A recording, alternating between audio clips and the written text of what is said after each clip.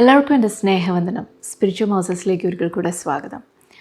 കുറച്ച് ആഴ്ചകൾക്ക് മുമ്പ് ഒരു എപ്പിസോഡ് ഞാൻ റിലീസ് ചെയ്തായിരുന്നു. അതിനകത്ത് അതിൻ്റെ ടൈറ്റിൽ ഇങ്ങനായിരുന്നു, what Jesus told me in my suffering. ഞാൻ കഷ്ടതയിൽ കൂടെ പോയ സമയത്ത് കർത്താവ് എന്നോട് പറഞ്ഞ കാര്യം. അതിനകത്ത് ഞാൻ പറയുന്ന ഒരു കാര്യമുണ്ട്, സെപ്റ്റംബർ മാസം തൊട്ട് എനിക്കൊരു രോഗം വന്നു എന്ന് ഞാൻ പറയുന്നുണ്ട് അതിനകത്ത്. ആ ഒരു അവസ്ഥ ഇപ്പോഴും കണ്ടിന്യൂ ആവുന്നുണ്ട്. ശരിക്കും കഴിഞ്ഞ ആഴ്ച ഇൻഫാക്റ്റ് കുറച്ച് ദിവസങ്ങൾ ഹോസ്പിറ്റലിൽ അഡ്മിറ്റ് ആയിരുന്നു. അപ്പം അതിൽ നിന്ന് ഒരു സംഭവം ഞാൻ ഇന്ന് ഷെയർ ചെയ്യാൻ ആഗ്രഹിക്കുകയാണ്.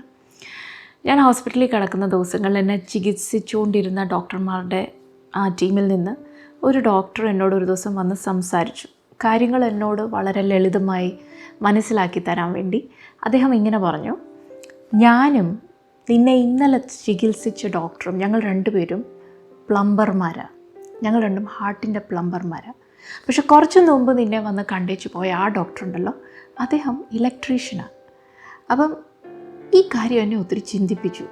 ഒരു വ്യക്തി ഒരു ഡോക്ടറായതിനു ശേഷം നമ്മുടെ ശരീരത്തിൻ്റെ ഒരു അവയവത്തിൻ്റെ ഒരു ഭാഗം പഠിക്കാൻ എത്ര വർഷങ്ങളാണ് ചിലവാക്കുന്നത്. അതേസമയം അതേ അവയവത്തിൻ്റെ വേറെ ഒരു ഭാഗം പഠിക്കാൻ, അല്ല വേറെ ഒരു ഫങ്ഷൻ പഠിക്കാൻ വേറൊരു ഡോക്ടർ അതിലും അധികം വർഷങ്ങൾ പഠിക്കുന്നു.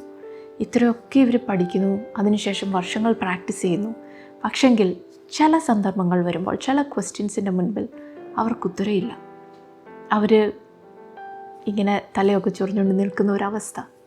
അപ്പോൾ എൻ്റെ മനസ്സിലേക്കൊരു വാക്യം വന്നു, സങ്കീർത്തനം 139:14 വാക്യം. I praise you God, for I am fearfully and wonderfully made. ഞാൻ നിന്നെ സ്തുതിക്കുന്നു യഹോവേ, നീ എന്നെ എത്ര ഭയങ്കരവും അതിശയവുമായിട്ടാണ് നീ എന്നെ സൃഷ്ടിച്ചിരിക്കുന്നത്. ഹല്ലേലൂയ.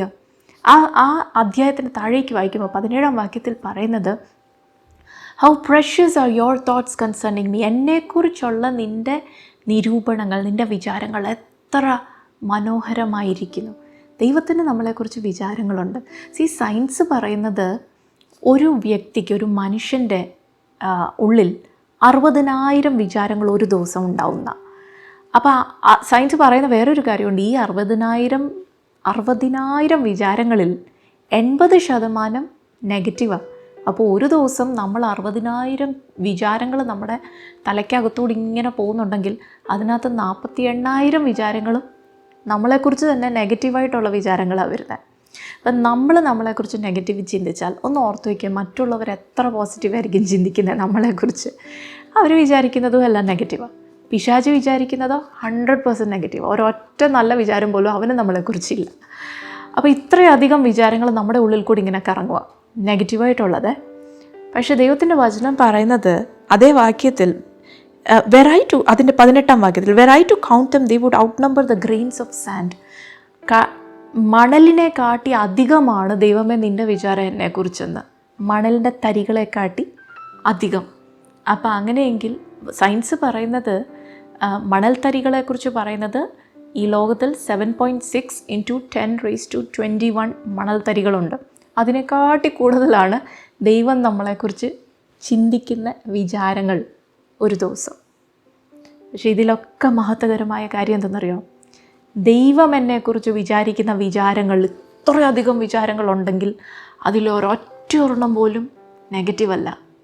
ഞാൻ എന്നെക്കുറിച്ച് വിചാരിക്കുന്ന വിചാരങ്ങൾ, എൻ്റെ ഈ ചെറിയ ബുദ്ധിയിൽ ഇത്രയധികം നെഗറ്റീവ് വിചാരിക്കുന്നു, മറ്റുള്ളവർ നെഗറ്റീവ് വിചാരിക്കുന്നു, പിശാചൻ നെഗറ്റീവ് വിചാരിക്കുന്നു. പക്ഷേ എൻ്റെ അപ്പൻ ഇത്രയധികം വിചാരങ്ങൾ എൻ്റെ അപ്പൻ എന്നെക്കുറിച്ച് ഒരു ദിവസം ഉണ്ടെങ്കിലും അതിലൊറ്റ ഒരെണ്ണം പോലും നെഗറ്റീവല്ല.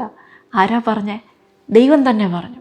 യെശയ്യാവിൻ്റെ പുസ്തകം പ്രവചനം 55 അധ്യായം, ഐസയ 55 ദൈവം പറയുന്നത്, as the heavens are higher than the earth, so are my thoughts higher than your thoughts.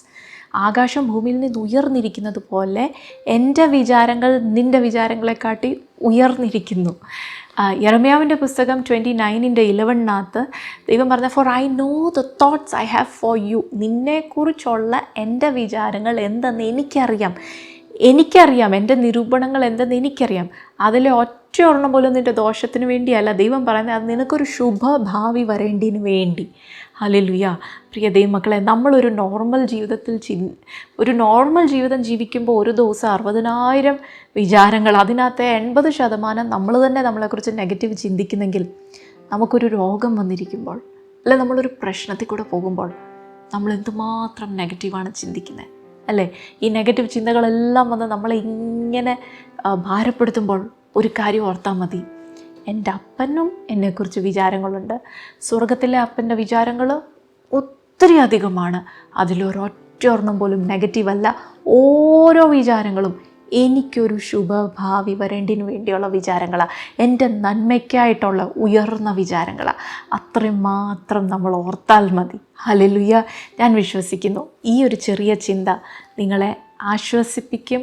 പ്രത്യേകിച്ച് പ്രശ്നത്തിൽ കൂടെ കടന്നു പോകുന്നവർ, നെഗറ്റീവായ ചിന്തകൾ വരുമ്പോൾ ഈ ഒരു കാര്യം ഓർക്കുക, എൻ്റെ അപ്പൻ എന്നെക്കുറിച്ച് നല്ലത് വിചാരിക്കുന്നു. God bless you.